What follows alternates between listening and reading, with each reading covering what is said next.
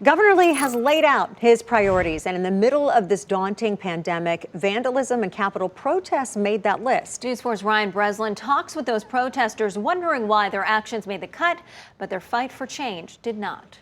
We brought forth what we thought was most important to get done right now in the midst of this pandemic. Governor Lee says the special session should be narrowly focused, taking up pieces of legislation that were underway when the session closed last time. Both speakers felt like needed to be completed and finished. But inside the state capitol Tuesday, the governor was questioned on why bills calling for police reform are not included.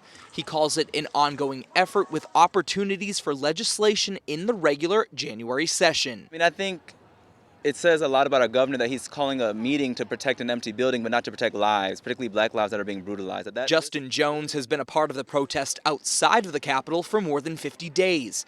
His latest concern is people being arrested and charged with felony vandalism for writing on the building with chalk. We showed him how easy it is to remove it with a cheap sponge and a bottle of water. You can easily wipe it off.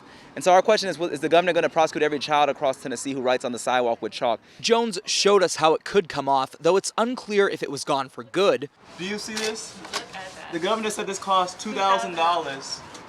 This is just water and a paper towel. After our camera stopped rolling, another member of the protest redrew the name Trayvon Martin on the door, and Highway Patrol members appeared to arrest her. This is what they prioritize. This is what overtime's been given to. You saw how many troopers went out to arrest one woman. And they say they just want to meet with Governor Lee and all this could be over. So far, that hasn't happened. Ryan Breslin, News 4 Nashville. Thank you, Ryan. And that special session is set to begin next Monday. The topics of protests and liability were already discussed and voted down.